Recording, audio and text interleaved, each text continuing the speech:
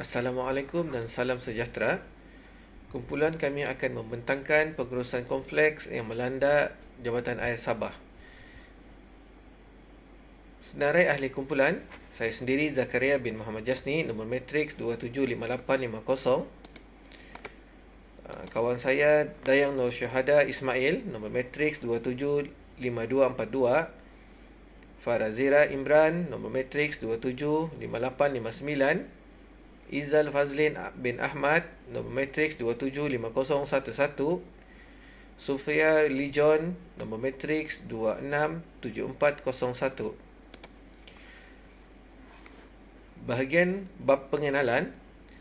Akses terhadap sumber air merupakan satu keperluan bagi setiap manusia yang mana ia merangkumi kebolehcapaian setiap insan terhadap bekalan air yang mencukupi yang mempunyai tahap kualiti yang diyakini. Hal ini selaras dengan tonggak ke-6 Matlamat Pembangunan Mantan yang telah diperkenalkan pada tahun 2016. Antara intipati di bawah tonggak ke-6, air bersih dan sanitasi, Pertubuhan Bangsa-Bangsa Bersatu menekankan matlamat untuk memastikan akses terhadap air dan sanitasi untuk semua. Hal ini termasuklah akses yang saksama terhadap sumber air minuman yang mampu dimiliki oleh semua, akses terhadap aspek sanitasi dan kebersihan yang mencukupi dan saksama, peningkatan terhadap kualiti air dengan cara mengurangkan pencemaran, meminimumkan lambakan dan pembebasan bahan kimia berbahaya, serta peningkatan amalan perkitaran semula. Menerusi perspektif penggunaan air, matlamat ke-6 ini bertujuan untuk meningkatkan kecekapan penggunaan air dalam semua sektor dan memastikan pengeluaran serta pembekalan air dapat menangani masalah kekurangan air dan seterusnya mengurangkan jumlah manusia yang mengalami kekurangan bekalan air. Seterusnya, matlamat ini juga bertujuan untuk melaksanakan pengurusan sumber air yang bersepadu meliputi kerjasama merentas sempadan. Akhir sekali, matlamat juga difokuskan untuk melindungi dan memulih semula ekosistem berkaitan air, termasuklah gunung, hutan, tanah bencah, sungai, akuifer dan tasik. Saya Dayang Nusyada binti Ismail, nombor metrik 275242. Okey, mari kita lihat latar belakang organisasi yang kami pilih, iaitu Jabatan Air Negeri Sabah. Merupakan sebuah agensi kerajaan negeri di bawah Kementerian Pembangunan Infrastruktur. Pada masa ini, JANS menjalankan fungsi di bawah enakmen Bekalan Air 2003 bagi mengawal dan mengawal selia pembekalan dan pengagihan air terawat kepada penduduk negeri ini.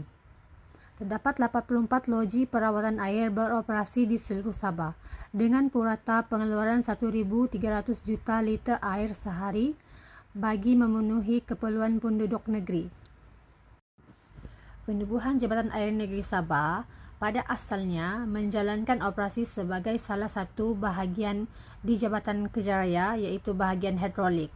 Semasa bernaung di bawah JKR, bidang kuasa pihak berkuasa air sebagaimana yang termaktub di dalam Ordinan Bekalan Air Sabah 1961 dipertanggungkan kepada pengarah JKR Negeri Sabah. Pada April 1987, kerajaan negeri telah memutuskan untuk menjadikan Jabatan Air sebagai sebuah jabatan penuh di bawah tanggungjawab seorang pengarah dan diletakkan di bawah Kementerian Perhubungan Kerja Raya, yang dikenali sebagai Kementerian Pembangunan Infrastruktur. Berikutan daripada itu, JANS telah ditubuhkan dengan rasminya sebagai satu jabatan sendiri berkuat kuasa 1 Januari 1988 dengan kelulusan pindaan kepada Ordinan Bekalan Air 1961 oleh Dewan Undangan Negeri. Situasi pembekalan air di Sabah ketika ini berpunca daripada perubahan semasa yang menyebabkan keupayaan loji rawatan air merosot. Sabah juga tidak menerima peruntukan langsung daripada Kementerian Persekutuan yang menjaga soal air kerana pengurusan air terletak dalam bidang kuasa negeri. Isu berkaitan rasuah dan penyelewengan projek bekalan air pernah menggemparkan negara sebelum ini. Skandal Jabatan Air Negeri Sabah yang melibatkan penyelewengan jutaan ringgit dilaporkan oleh media tempatan pada Oktober 2016. Skandal ini memperlihatkan penyelewengan dalam pengagihan kontrak dan tender pembinaan serta penyelenggaraan air telah memberi kesan amat buruk bukan saja kepada jabatan itu dan malahan juga kepada rakyat. Assalamualaikum dan selamat sejahtera. Saya Farazira binti Imran, nombor metrik 275859. Teori dual concern dan pendekatan pengurusan konflik. Pendekatan pengurusan konflik merupakan tindakan dan strategi seseorang individu apabila berhadapan dengan konflik yang wujud dalam persekitarannya. Konsep pendekatan pengurusan konflik merujuk kepada tindakan individu dalam menyelesaikan konflik yang berlaku dalam kesatuan sekerja dan kumpulan rundingan yang mewakilinya.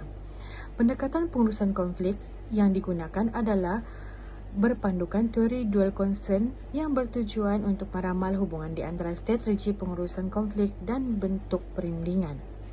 Seterusnya adalah perancangan yang terperinci oleh operator air bagi perbelanjaan modal untuk pembangunan dan menaik tarafan infrastruktur sistem bekalan air. Gangguan bekalan air boleh diselesaikan dengan perancangan yang diperinci oleh operator air bagi perbelanjaan modal capex untuk pembangunan dan penaik tarafan infrastruktur sistem bekalan air. Pembangunan dan penakdirafan infrastruktur ini adalah penting dan bertujuan untuk meningkatkan rizab, loji rawatan air dan penyambungan rangkaian sistem agihan antara loji rawatan air. Dengan pelaksanaan kerja-kerja tersebut, insiden dan gangguan bekalan air dapat dikurangkan kerana operator air dapat penyaluran air terawat daripada loji rawatan air berdekatan di kawasan yang selalunya berlaku gangguan bekalan air. Penambahbaikan yang perlu agar isu atau masalah tersebut mencapai matlamat. Penubuhan Suruhanjaya Perkhidmatan Air Sabah adalah salah satu inisiatif yang akan dimasukkan dalam Hala 7 Jabatan Air Negeri Sabah.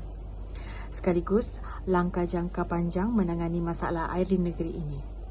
Timbalan Ketua Menteri Datuk Seri Bung Mokhtaradin berkata, antara peranan yang dimainkan oleh Suruhanjaya ini termasuklah mengawasi perkhidmatan air dan pembentukan di negeri berkenaan. Kita yakin penubuhan Suruhanjaya ini akan mengurangkan birokrasi dan meningkatkan kecekapan negeri mengurus masalah air yang sekian lama berlaku di negeri ini.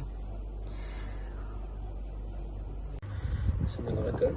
Berikut merupakan penambahbaikan yang perlu dilakukan agar isu atau masalah tersebut mencapai terselamat.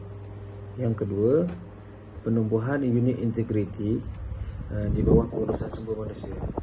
Susulan daripada skandal tersebut terbabit serta beberapa penambahbaikan yang dikemukakan oleh BPMP JANS telah menubuhkan unit integriti di bawah pengurusan sumber manusia.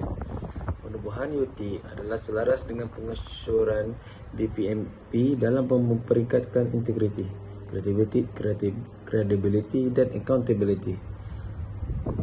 Warganya UI bertanggungjawab untuk melaksanakan siasatan secara dalaman apabila terdapat aduan berkaitan dengan salah laku pegawai. Pihak JANS secara dalaman menyatakan penubuhan unit integriti JANS ini dilihat dapat membantu dalam mengawal isu berkaitan pelanggaran integriti dan salah laku rasuah.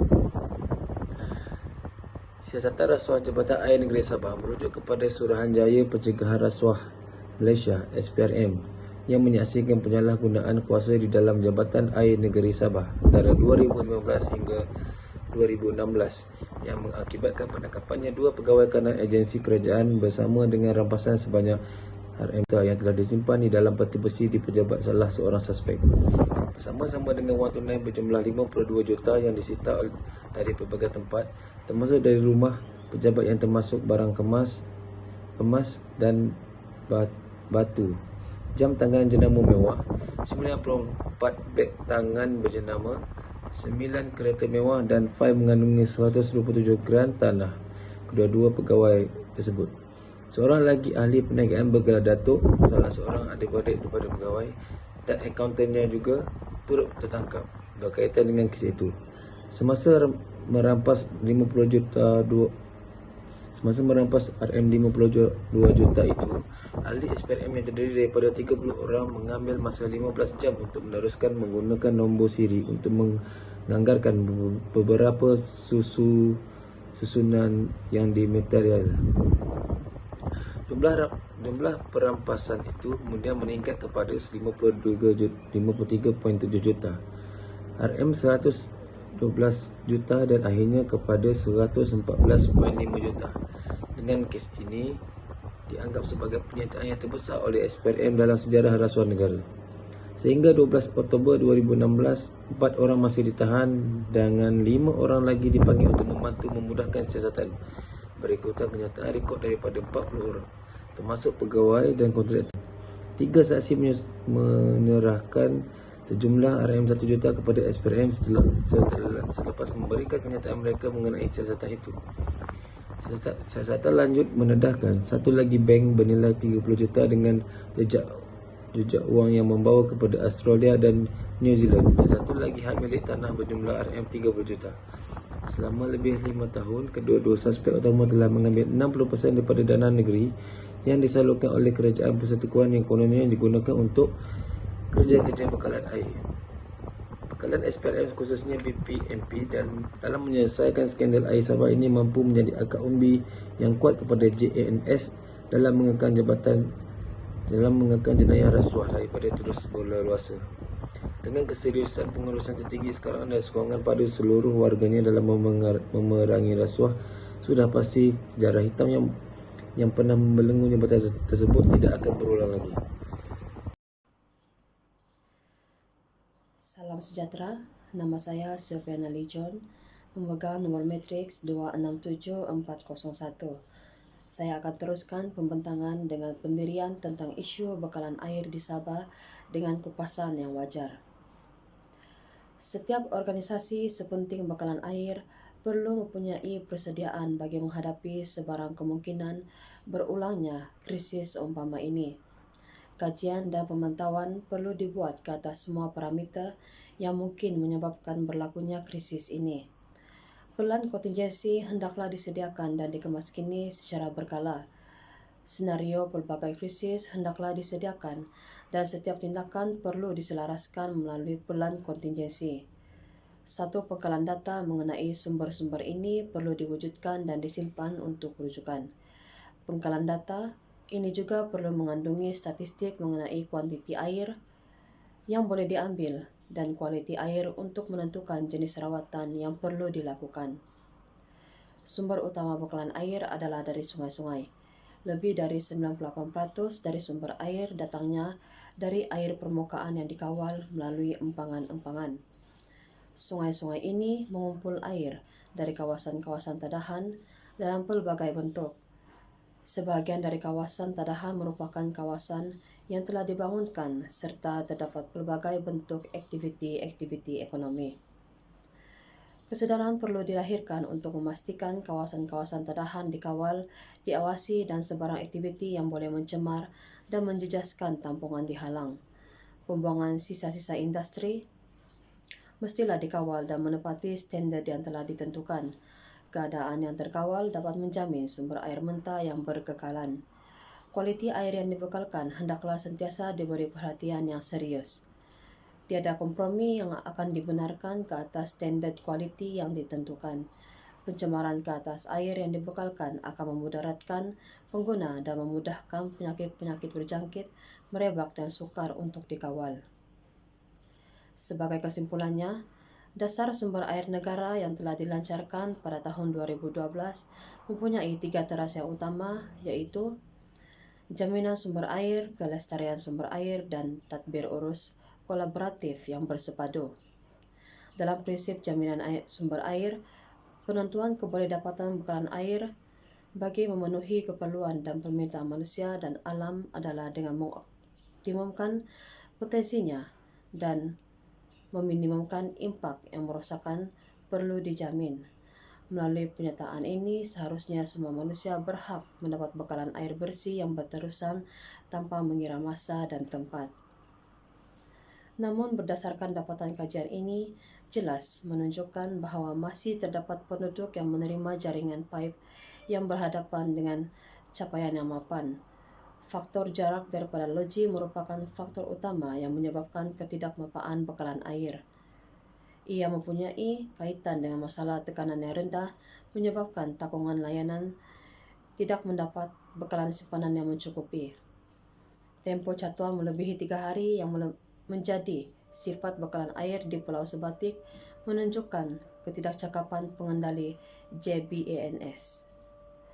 Antara sebab catuan kerana sumber air mentah yang tidak mencukupi ditambah lagi dengan keadaan musim kering yang selalu berlaku pada awal tahun dalam tempoh yang panjang serta berlaku fenomena ekstrim kemarau. Walaupun kualiti air masih di tahap yang kadang-kadang kurang meyakinkan disebabkan masalah kandungan klorin yang mengeluarkan bau yang tidak menyenangkan dan tahap kejernihan di setengah tempat boleh dipersoalkan, pengguna masih dapat menggunakan air yang disalurkan. Hikmah daripada masalah ini, bekalan air ini menyebabkan para penduduk mampu bertolak ansur dengan penjimatan penggunaan air.